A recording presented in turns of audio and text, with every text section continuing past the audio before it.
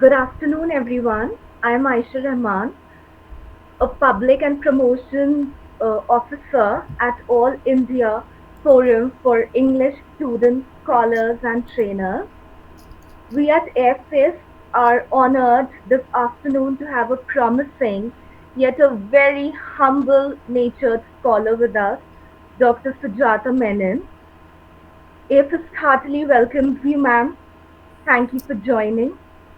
Sujatha ma'am will soon be engaging with us and will decipher for us an extremely relevant topic with regards to contemporary times. The topic for today's discussion is myth and postmodernism. Thank you for joining us. Your affection is what keeps us our spirits high. Over to you, Sujatha ma'am. Thank you. Thank you so much. Let me share my screen. Uh, Kindly let me know if it is visible. Yes, ma'am.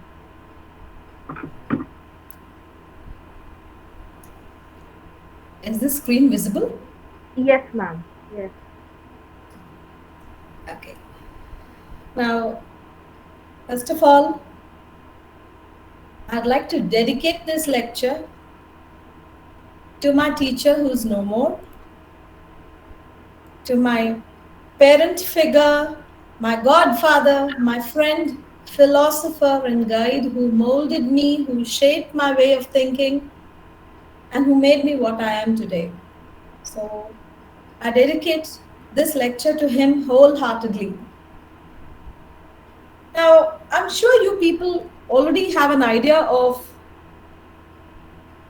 what is modern, what is postmodern. And yesterday, somebody was also asking questions about the meta-modern. Now, on any given day, I'm basically a teacher. I've put in about 26 years of teaching, and I'm very passionate about teaching. So, whenever I speak at a webinar, what comes in me foremost is the teacher. So, let me start off by discussing briefly the modern, the postmodern, and also the meta-modern, and let me link myth to all of these. Okay. Now, is my voice clear? That's the Yes, first thing. ma'am. Yes. Thank you. Because once the screen is visible, I may not be able to revert to your screen where I see every one of you. So that is why. So in between, in case I have questions or something, please do let me know. If there's a problem, in case you need a clarification in between, please do let me know. Please don't hesitate. Sure, ma'am. Sure. Thank Thank you. you. All right. So when you look at the word modern, it comes from the Latin word modo, M-O-D-O. It comes from the Latin word modo, which means just now. So anything which is recent, anything which has not been tried out before, seen before, attempted before, is generally considered the synonym of something which is modern. Now, I'm not going to go like Arnold Toynbee into tracing modernism's period and things like that, because one of the most confusing things as far as literature is concerned is to draw a line stating that this is the time when modernism emerged, this is the exact period of time when postmodernism emerged, and an offshoot of this is the meta-modern. It's very difficult. It's all in a state of flux. It's all fluid. So let me not go into time periods because I'm no historian like Arnold Toynbee. So when we talk about the modern, what are we talking about? We're talking about the attempt to bring about something new, something which has not been attempted before.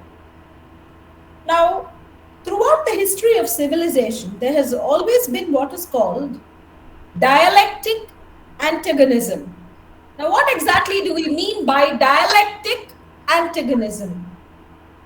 Whenever something new has been established, it has always defied, opposed, and contradicted whatever came before it. Now, the same occurs with colonization. Let me give you an example, a case history from linguistics, sociolinguistics. Now, the Arawaks were a group of Indians who lived in the Caribbean. Now, linguists found out that their men and their women spoke a completely different language. When they conducted further research, they found out they were not speaking a different language altogether. It was a different dialect, a different variety of the same language. And how did this come about to be? When the Arawaks arrived, the tribes before them fought against them to guard their territory. The Arawaks won over them, and being barbaric, like all, the earlier people used to be, they killed all the men and even those boys, slightly adolescent boys, were put to death. They were killed ruthlessly. And for the sake of procreation, women were left behind, and their children, in the name of pity, when the women appealed to them, were spared. So that was precisely how the men who came from a different realm altogether, from a different part of the territory altogether, spoke a different dialect, and the women spoke a different dialect. So what is it trying to prove? It tries to prove the idea that whenever you try to establish domination over something, whenever you try to newly, establish your roots over something, you uproot whatever is existing prior. So you have the other, the concept of the other. In dialectic antagonism, you have the concept of the other, a vehement opposition of the other. So what was happening in medieval times? In the name of crusades, in the name of the jihad, what was happening? So unless you are like us, you're someone who has to be treated very warmly. You're not someone who can be trusted. Either you indulge in proselytization, you convert to our faith, you tolerate our faith, you accept our faith, or we do away with you, we kill you.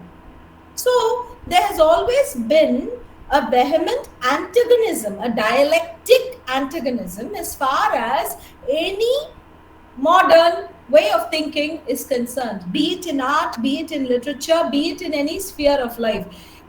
For the most part of it, it has always developed by contradicting, by denouncing whatever existed prior to this. So when modernism came, it tried to bring out something new. It said, let us not mirror reality the way it should be. Let us not mirror reality with perfection. Let us do it differently. Let us try a very different methodology altogether. So this led to the symbolic methods. This led to what was called the indirect representation. This led to James Joyce and T.S. Eliot coming out with their masterpieces where nothing is stated very clearly, where there is a lot of fragmentation. So this is what you come about to see. If you look at T.S. Eliot's Wasteland, do you think you can decode it very easily? Will you believe it if I tell you that there's a lot related to tarot cards that is represented in T.S. Eliot's Wasteland? Many of you might agree with me. Some of you might say, what has Eliot got to do with tarot cards? Will you believe it if I say that James Joyce, Joseph Conrad, and W.B. Yeats were, staunch followers of myth? Well, to an extent, some of you might agree with me. But do you find direct references to myth? I don't think so. It is so subtly, so indirectly presented because They wanted to create an elite group, a very eclectic group that cannot decode all too transparently whatever is presented to them. They wanted literature to be something where you have to dig deep below the surface. So that happened to be one of the hallmarks of modernism, not saying anything directly. So you look at D.H. Lawrence. In fact, about 6 years ago, until 6 years ago, if anybody had told me that D.H. Lawrence experimented with myth and Rosicrucian doctrines and things like that, I would have said, oh, come on, it's yes, but D.H. Lawrence? He said, no, yes. He was dealing with all this. So they were dealing with myth. They were dealing with folk traditions, tribal art forms, but in such subtle fashions that only the elite could decode whatever they tried to say. So this was the hallmark of modernism. So why do you think the stream of consciousness came up? The straight or the linear narrative style was no longer considered the in thing. They said if people really want to understand literature, they need to rise up to a certain level. They really need to do a lot of homework. So nothing is going to be simple for them. And you had those elitist critics as well who could be their guides and who could help them decode or understand that particular literary work. So this was modernism for you. Then came Nietzsche. Nietzsche thought that we should also try to be very modernist in our ways. He nailed things. He said, God is dead. He left a gaping hole in the history of Western civilization when he said, God is dead. So you have to fill in the gap, right? You can't leave the gap as it is. So how do you fill in the gap? Now, when Nietzsche said this, you had Ernest Hemingway also talking about this. In his short story called A Clean, Well-Lighted Place, you have two waiters, who are who are the characters there. And apart from them, you also have an old man who had attempted suicide once. He comes there to that cafe. You have the younger waiter talking to the older waiter about this man. They have a discussion about this. And then this older waiter goes to a bar. And then this is what he says. Our Father who art in heaven, hallowed be thy name. Thy kingdom come, thy will be done on earth as it is in heaven. The Lord's Prayer. See what is substituted instead of the key words. Our nada, who art in nada, nada be thy name. Thy kingdom nada, thy will be nada. Nada meaning nothing. So what was Hemingway doing by way of an intentional and obligatory intertextuality? What was he doing? He was only reflecting what Nietzsche had said. God is dead. Now, when he placed a huge gaping hole in the very, essence of Western philosophy, civilization, religion, how was that gap to be filled? Who's going to fill the gap? So it was the work of artists, it was the work of writers to fill in the gap. And that is what Eliot and that is what, James Joyce and Yeats and the others did. So bringing in symbolism, bringing in impressionism, not just showing reality, but how reality is perceived, experimenting with sounds as in Dadaism. So these were some of the modernist trends. But actually, what is postmodernism? When you say postmodernism, is it something which occurs after modernism? When you say post, are we talking about something just after modernism in the dictionary sense of the word, in the denotative sense of the word? Is it just post as we refer to after? Are we referring to the result of modernism? Are we referring to a movement? But like every other movements, indulges in dialectic antagonism, which opposes modernism and which proves to be its antithesis. What is this postmodernism all about? Yes, to an extent, it is a dialectic antagonism. You have Hassan talking about this, but again, let us not garrison the differences between modernism and postmodernism to what Ihab Hassan says. Let us not leave it at that. So, while modernism focused on form, on a particular structure, postmodernism left interpretation open, a free play of meaning, anti form.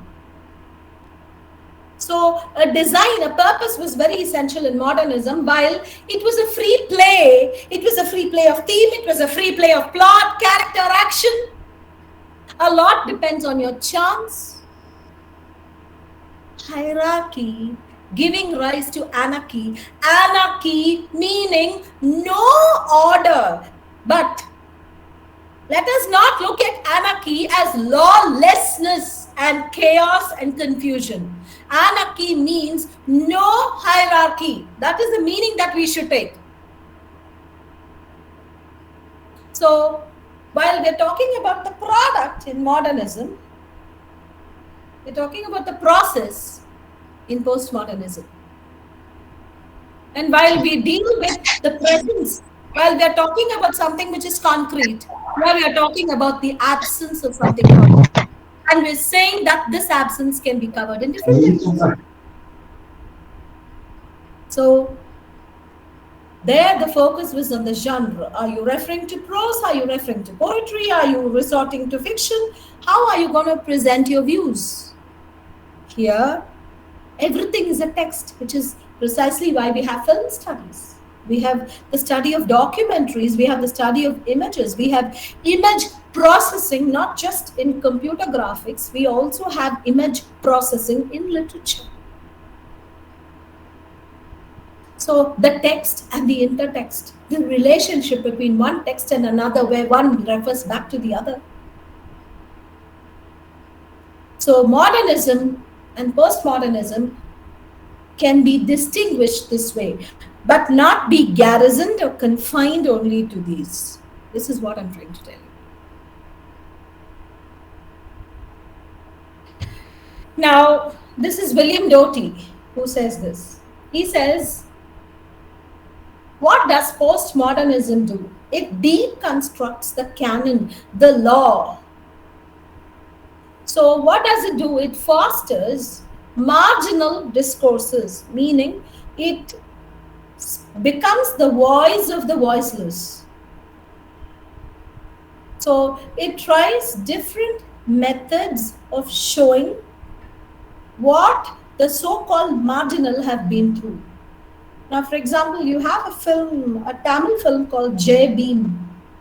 It has been dubbed into various other languages like Malayalam, Hindi, Telugu, Kannada, and all that. In Jai Bhim, you have, the marginalization and the oppression of one particular community very duly represented, and it brings tears to your eyes. It talks about the Erula tribe in Tamil Nadu that has been facing a great deal of oppression, torture, and marginalization is just an understatement for what it's been through. And when one of the characters, Raja Kannan, is killed for no fault of his, he is accused of thieving. He's tortured in the police cell, and mind you, the police inspector who tortures him, who kicks him on the chest with his boots, and which thereby leads to his death. That man was the one who had actually orchestrated the thieving at the landlord's house, along with another local thief.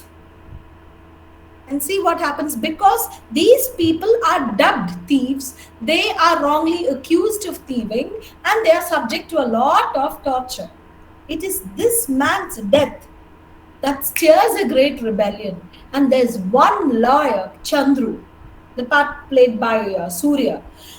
It's the lawyer Chandru who creates a great change by fighting for that Erula boy, for fighting for his family, for his pregnant wife, who's fully 9 months pregnant, and who takes her daughter with her, braves the sun and the rain, waits outside, fights for justice.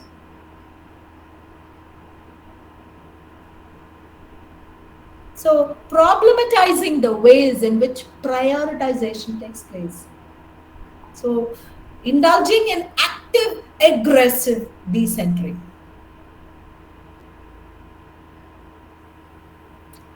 Now, this is Faulkner. Uh, the very title of his essay is very interesting. The Myth of Modernism, the Anti-Myth of Postmodernism. I repeat, his essay is titled The Myth of Modernism, the Anti-Myth of Postmodernism. Okay? So now, what does Faulkner say? Again, he only reminds you of what Doty said. He says it is destabilization of modern thinking. So I want you to note this point, destabilization of modern thinking. When you say modern, we are looking at something which preceded the postmodern, not the recent.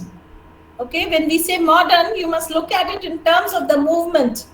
So whatever preceded the postmodern movement, the postmodern thinking. So destabilization of modern thinking rather than the creation of new conclusions. I want you to bear this in mind because we're going to take this up when we talk about myth.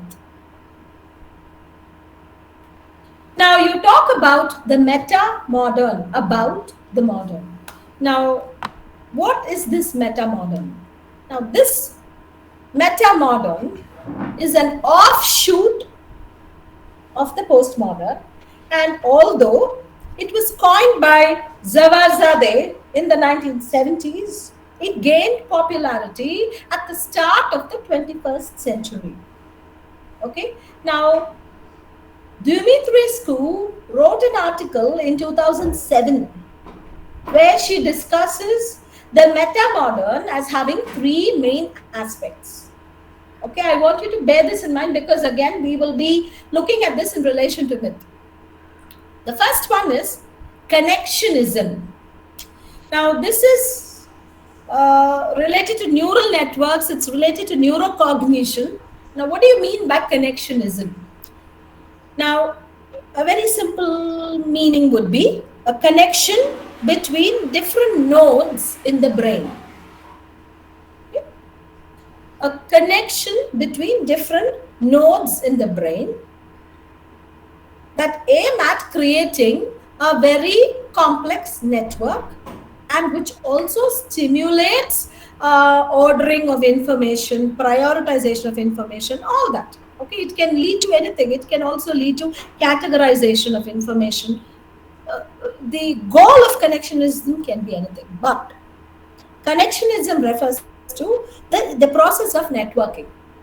Now, another shade of meaning related to connectionism is that connectionism deals with the interrelation or the networking of nodes that are totally unrelated. You're trying to relate things that seem totally different and unrelated. So this is connectionism. I'll give you an example of this. Next, you have what is called bootstrapping. Bootstrapping meaning making use of existing resources. Now, we cannot overgeneralize this with regard to myth. I will come back to it later. And then you have what is called overlapping of theory, meaning if you look at modernism, we have a certain exclusiveness as far as theory is concerned for the most part of it. Again, nothing can ever be possible 100%.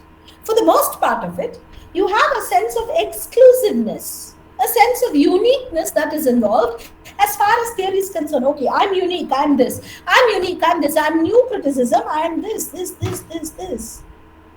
Okay, so here in the meta modern, as it is in the postmodern, you have a lot of overlapping of theory. Now, when you interpret a particular text, you cannot be very isolated. You have to obviously, indulge in a kind of implied, intentional, or an obligatory intertextuality. You will have to go back to another theory as well. So it's not just one text referring back to another text, it is also one theory referring back to another theory. So it is not just, the intertextuality regarding texts, it's also an intertextuality among theories. So you have overlapping intersection of theories. This is what characterizes the meta model. Okay, you will find a very interesting book by Acker et al.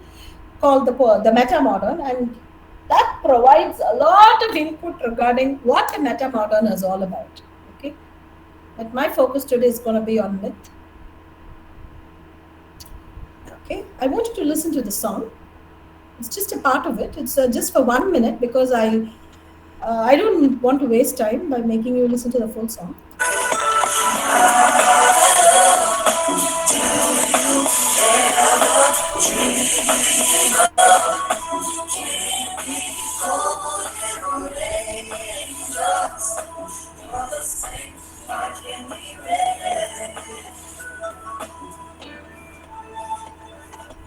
Have you ever loved someone so much you thought to die?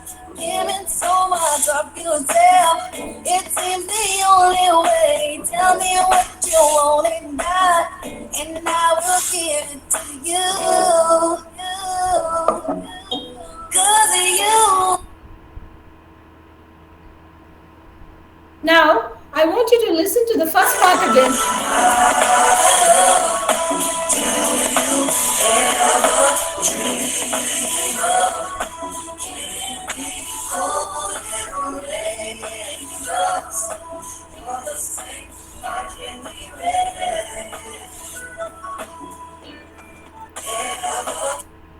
I want you to look at these lines. Now, we all know what sugar candy is, and we all know what rain is. Candy coated raindrops.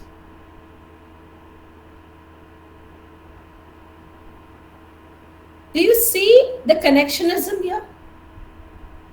Candy coated raindrops. We know what candy is, we know what rain is. Candy coated raindrops. So, trying to link two entirely, completely different concepts. So, this is what we're talking about when we say connectionism. Candy, rain.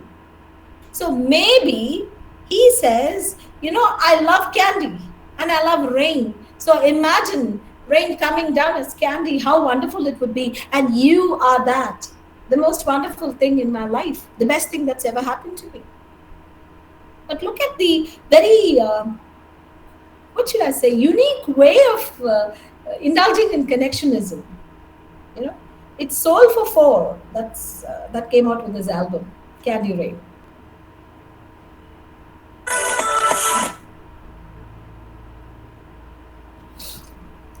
All right.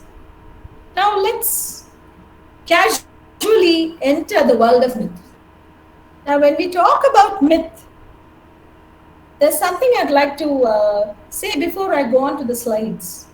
See, in every one of my lectures on myth, I always talk about Coleridge and Tolkien. Now, I want you to remember what the lines of Kubla Khan, Coleridge's Kubla Khan say. I'm sure all of you remember the lines where Coleridge talks about a river that flows, and at a particular point, it delves deep into the ground. Okay, through a crevice, it goes deep into the ground, and then when it comes out as a fountain, throwing huge rocks into the air.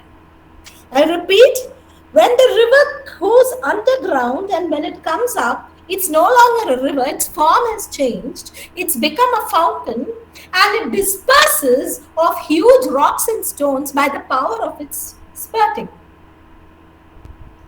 Now, I want you to keep this image in mind. Now, when we talk about myth, many a time I've seen that people look at it only as a point of fiction.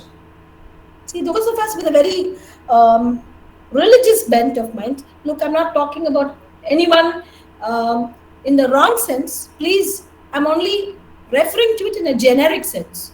So, those of us with a religious bent of mind, particularly those of us who belong to monotheistic religions, we tend to look at myth only as a sign of fiction, only as something which is not real. It's a bunch of lies, tall tales. This is what we look at it as.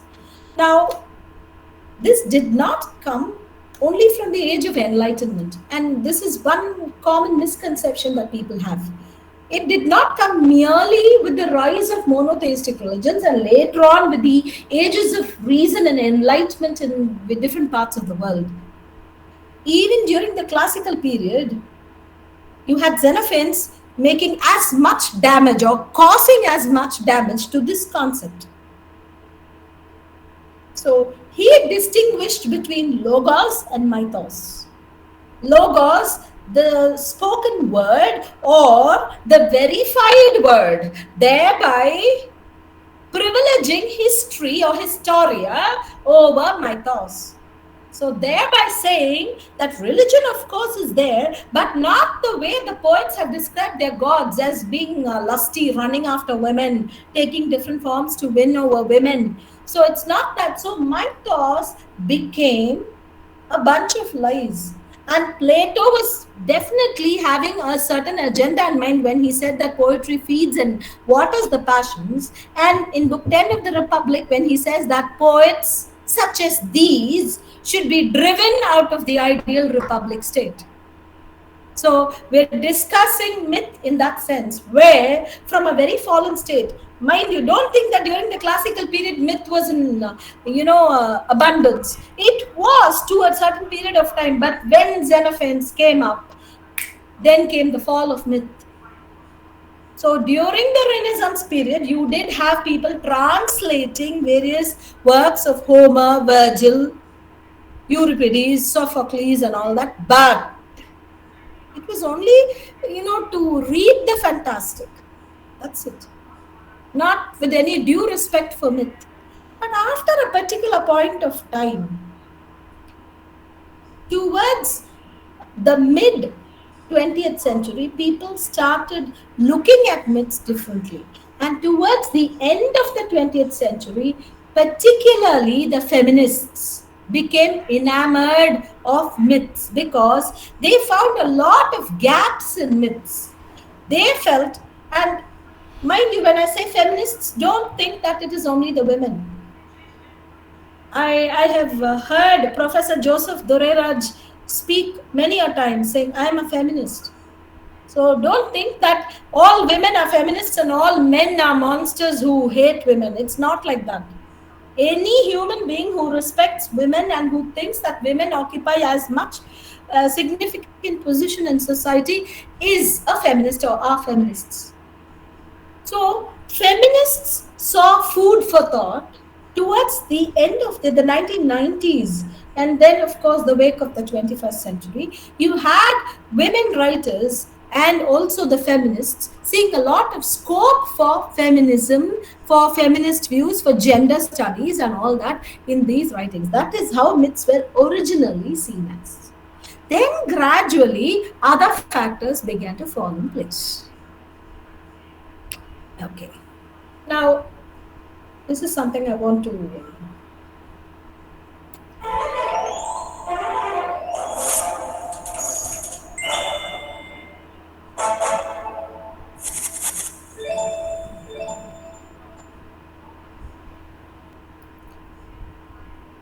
Now, what do you see here? You see a mermaid introduced here. Yes. Now, earlier, as I told you, during the modern period, you had a certain sense of exclusiveness. But in the postmodern, you have the blurring of boundaries. So you have a lot of films, Indian films, also dealing with Egyptian mythological characters. If you look at the films Catwoman, which came out in the 90s, or the early 2000s, if you look at the film Catwoman, you will find that there's a reference to the cat goddess Bastet. See, earlier, and again, if you look at the Mummy series, what is happening there? It's not just playing upon one's fantasy or imagination, it's also what is called a blurring of mythical boundaries. So, no longer can you claim saying that this myth only belongs to this country, this myth belongs. No. That is the main characteristic of postmodernism, blurring of boundaries, blurring of cultures, no prioritization taking place. Of course, though this is not possible 100%, this is what is happening. This is what is one of the characteristics. Okay, so here you have the example which I provided of the mermaid is only to show you how you have blurring of mythical characters, blurring of mythical boundaries happening as far as the postmodernist trend is concerned. Now, we talk about decentering. Now, here is a quotation from Margaret Atwood's The Penelopiad, where the whole thing is spoken from the point of view of the maids and Penelope.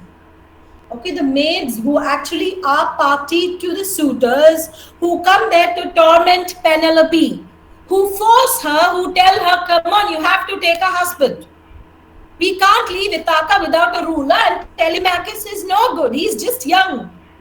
So, actually, Penelope said, okay, let me weave a tapestry, and when that is done, I'll choose a suitor. But what was she doing? She used to weave in the morning, and at night she used to remove all those threads. So, one of the maids who was the lover of one of the suitors, or who was one of the mistresses of one of the suitors, conveyed this message across. She sneaked about it, and the loom was destroyed. But like they show in films, luckily by then, Odysseus, or as the Romans call Ulysses, came there and rescued. And the maids were put to death. Some say Telemachus ordered for the hanging of the maids. Some say Odysseus and Telemachus together sliced them apart. This is what is said. So in the Penelopiad, mind you, we are talking about the so-called antagonists, mini antagonists, the maids. But here, they are the ones who are the narrators, the chief narrators. Penelope and the maids take turns in narrating the story to you. And look at this. A lot of words concern my eminent husband. What a fool he made of me, some say. It was a speciality of his, making fools. So you're decentering the myth of the absolute hero. You're decentering the myth of Odysseus being a superhero, the be and end of everything in Ithaca, the be and end of the Trojan War. He got away with everything, which was another of his specialities. Getting away, being extremely elusive. So she paints a very different portrait of Ulysses or Odysseus. So this is an example of the decentering. Now, it's not just the gender that we are looking at. Here are more examples of marginalization. Now, in J.K. Rowling's Harry Potter series, it's not just the fight between good as represented by Harry Potter and his select friends and wizards, and Voldemort, or he who should not be named, and the Dark Wizards, the Death Eaters. It's not just that. There is a lot more that we need to discover, and one of that is marginalization. Now, I want you to read this particular passage, which is from Harry Potter and the Chamber of Secrets, where Lucius Malfoy gets Draco Malfoy and all his team members new brooms, okay, for the Quidditch match. And Malfoy, who's very sharp tongued and who can be absolutely venomous by nature, he says, maybe the museum will bid for your brooms. And look at Hermione. She says at least no one on the Gryffindor team had to buy their way in. They got in on pure talent. See? No one asked your opinion. You filthy little mudblood. He spat. So you have a dichotomy, the pure wizards and the mudbloods. Look at the derogatory term used, the mudblood. So you have marginalization, you have hierarchy, because even among the wizards, you have the most reputed families, you have the aurors, you know, you have people who work for the ministry, like Weasley's family father does. So things like that. So there is hierarchy, there is marginalization. And what about the elves? I'm sure you've all seen the way Dobby is treated in the Chamber of Secrets, isn't it?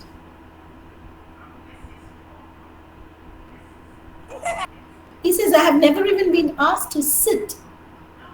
I have never been treated like an equal. So, what exactly are you looking at here? You're looking at a sense of oppression, a sense of prioritization and order.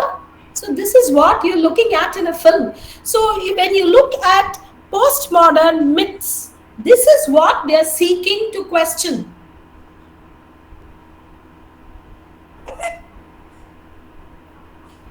Now, we come to something which usually is what critics, researchers, and students generally look for in a mythic rendering, gender issues. Now, this is from Kavita Kane's novel Ahalya's Awakening. Now, this is after her argument with the sage Gautam, her husband, after the transgression, the so-called transgression that she has.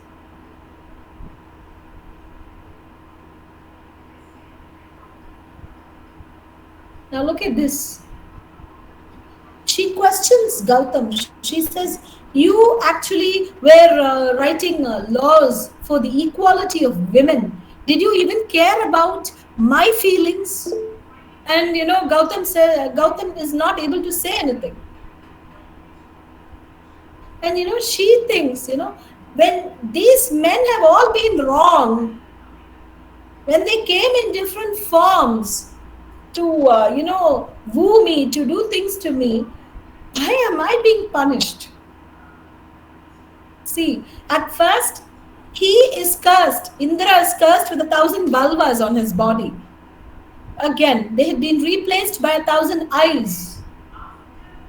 While Indra was still a god, she was standing stagnant in time.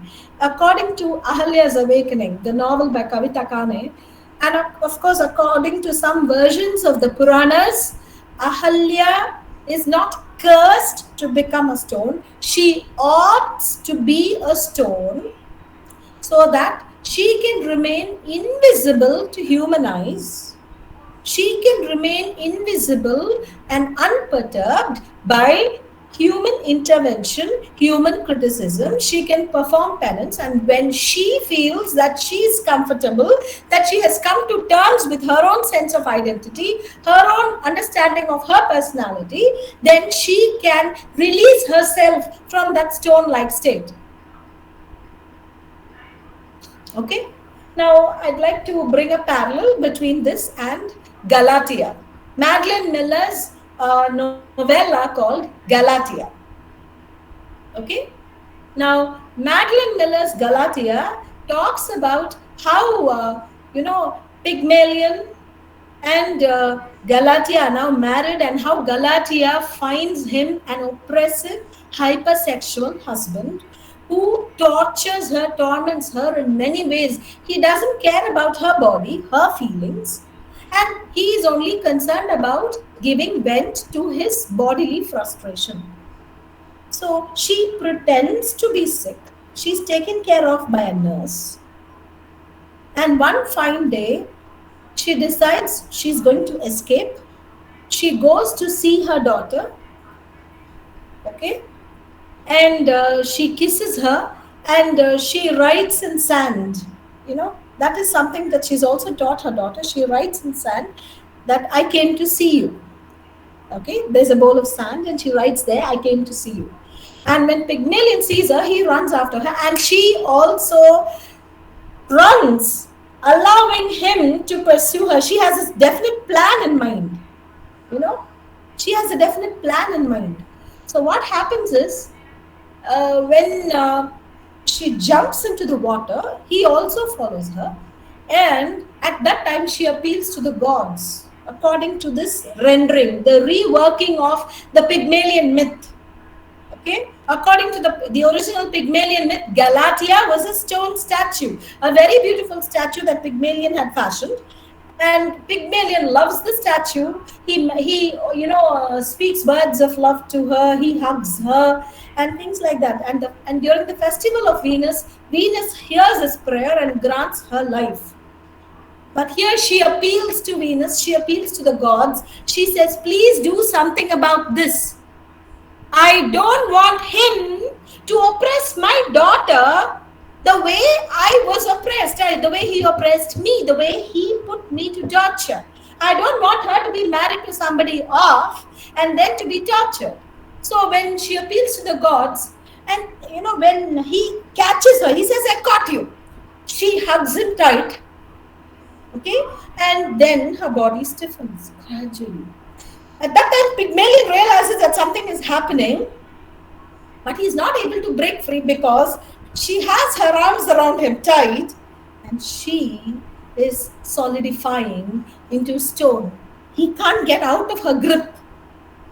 And finally, with a sense of happiness that she has put an end to the oppression that is caused by Pygmalion, she smiles before she solidifies into stone completely. So you see a parallel. Here you have Ahalya opting to be a stone in order to come to terms with her own identity, in order to come out when she chooses to and to pass on. As an epilogue, you have a meeting between Sita and Ahalya, where Ahalya says, "I have moved on." Even after that, when he came to me, I said, I'm not coming back with you because we've moved on. I respect him, but I can never live with him hereafter. And it's as if Sita takes lessons from Ahalya. That's how it goes. So you will see a lot of parallel between this, the idea of woman turning to stone, and here woman becoming a stone in another sense. Now, regarding gender, if you look at the postmodernist trend, you will find that most of postmodern literature deals with, number one, women's issues, gender sensitization. Number two, you will have a lot of postmodern literature dealing with queer studies. Earlier, we never had this idea of dealing with same-sex love or the queer, the transgender, and things like that. But here you have postmodernism boldly dealing with bodacious writing. Bodacious, it's a portmanteau word which means body and audacious. So you have bodacious writing where the body is openly described and where the body is also exalted as much as the soul is.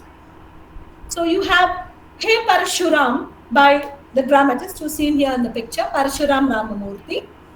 Now in Hey Parashuram, Parashuram Ramamurthy indulges in what we call mythopia or myth-making. You know that mythopia comes from Tolkien's poem, where Tolkien clearly says, look, I did not create new worlds merely to defy God and to bow before the iron crown of the devil. That's not what I'm doing. So, though you have myths, being a bunch of lies breathed through silver, he tells his friend C.S. Lewis, it's okay. I am a creator in my own sense. And if I can fashion new worlds to foster the imagination of my audience, what is wrong about it? So all these examples that I gave you are examples of myth-making where you have existing sources, you have bootstrapping, you are making use of existing sources, and you are making cosmetic changes within that, but for what purpose? What are the societal issues that you're trying to focus on? That is what we're trying to see here. Now, if you look at Hey Parashuram, I'm sure you all know the story of Parashuram. Parashuram is considered one of the avatars of Lord Vishnu. He was the son of the sage Jamadagni and Renuka.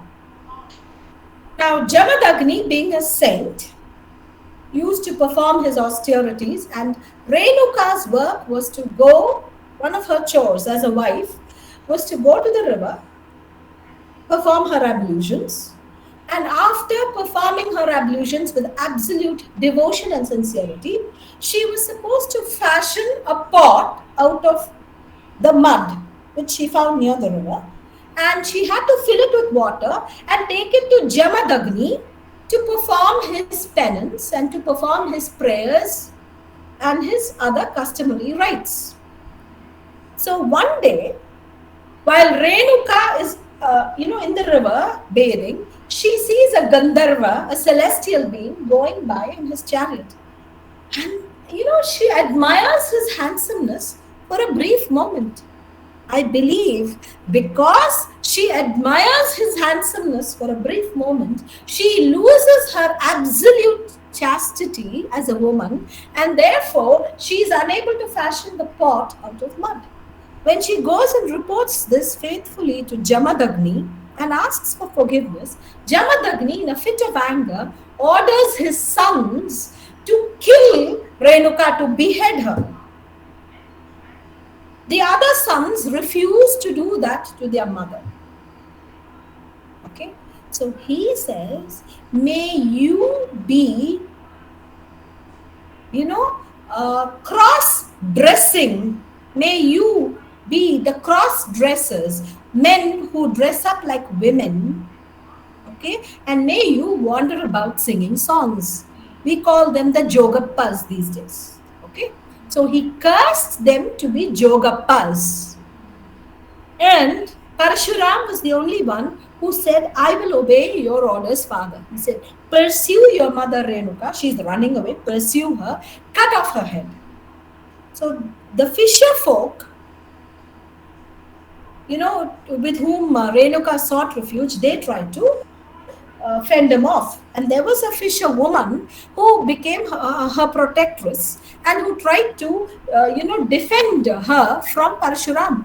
But Parashuram, in his fit of anger and in an earnest desire and desperate anxiety to please his father, he lopped off the heads of the fisherwoman and his mother Renuka. So Jamadagni was happy that his son had fulfilled his wishes. He says, ask for a boon. He says, bring my mother and that woman back to life. So he says, sprinkle holy water on these two and they will come back to life. But here again, as you have in Girish Karnad's Hayavadana and you have the Vetala Panchavamshita, you have the stories of the transposed heads. Parshurama, by mistake, transposes the heads. But then Jamadagni blesses the two of them and he says Renuka will be Yellamma, the goddess of the fisher folk. That is how it originally starts off. And Renuka, he then, before actually in this particular play by Parshuram Ramamurthy, you have Parshuram asking Renuka why she did this, and there is a long discourse between the two of them. So that is when he understands that a woman thinks differently and that a man should fit himself in the woman's shoes to understand the woman. So his mother blesses him too, and he asks for a boon from his mother. He says, you told me I should know to think from a woman's point of view, to fit myself in a woman's shoes. How can I do that if I'm not woman? So he says, let me be man and woman.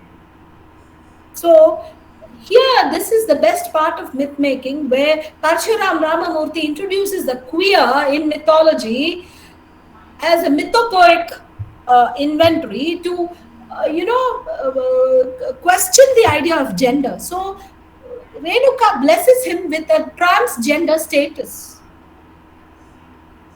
So, but sadly speaking, these days, Yellama is no longer worshipped by the ordinary people alone. She is chiefly the goddess of the Devadasis.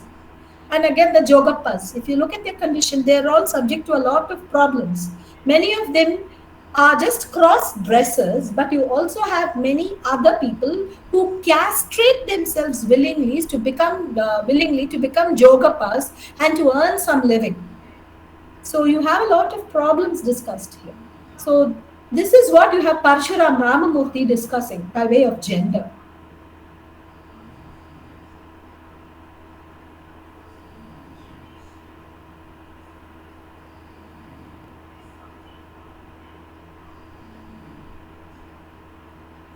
See, mostly, people say that Shikhandi is transgender, but that is not what it is. If you look at the Puranas, if you look at the original myths, it is Shikhandini who becomes Shikhandi.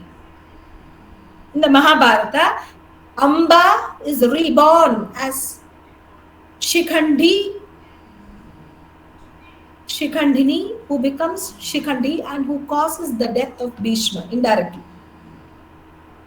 So you have patriarchal bias even in the queer space. You have people portraying Shikhandi as transgender. Very few versions talk about the actual change, the transformation that takes place through supernatural means.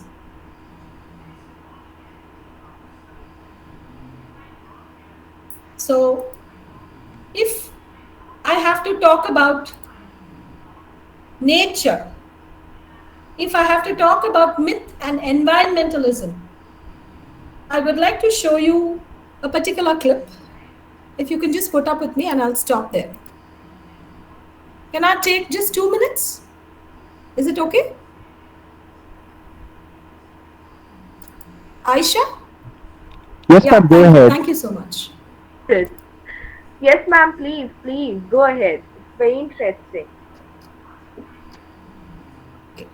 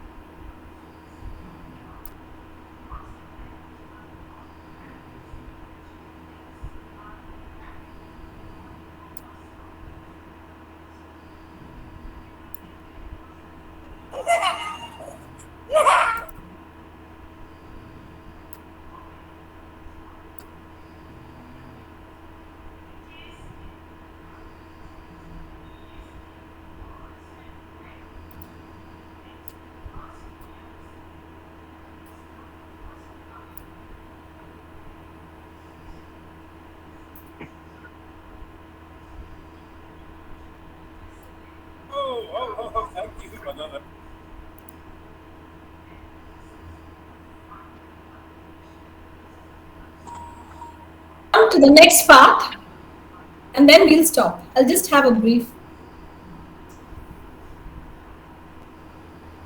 Exactly do you see here?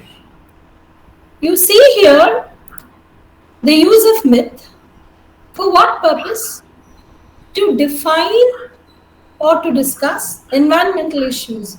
Now, this particular film, Moana, which came out in 2016, may be an animation for many of us. But what is the idea that it embodies? For those of us who've done a little of environmental studies, will know that James Lovelock came out with his Gaia philosophy, where he talks about Gaia as the nourishing mother, the sustaining mother. And in 2006, Lovelock came out with his book called The Revenge of Gaia, where he says, look, we are a Shizoid community. We are more an Indo generation. We don't want to interact with nature. We don't want to interact with the environment. And Gaia is a very strict old lady, and we are like a group of, disturbing teenagers. If she finds us too troublesome, she will evict us. And that is exactly what Moana shows. The film clearly shows that. When you respect the earth, it is the mother that cherishes you, sustains you. But when the very same earth's heart is stolen, meaning when you pollute the earth, when you do it harm, the very earth mother, Tefiti, turns into the demon Teka, and it is Moana who restores the heart and restores sustainability to the earth. So this is the power of myth in the postmodern era. So, discussing it with other themes, exploring, reaching across, etc. So, thank you very much for giving me the opportunity. Thanks, Dr. Abhilash. Thanks to my brother Manu Mangat. Thank you, Aisha, and thank you everyone who's been here. Thank you so much, ma'am. It was indeed an enticing lecture, I must say. And I really loved, how you defined othering in the start of the lecture. Your exact words, quote, you said you defined othering in the initial part of your lecture through uprooting the already existing. So that was so profound, and your examples were so diverse. I'm sure many of us are taking home many new research threads. So thank you so much.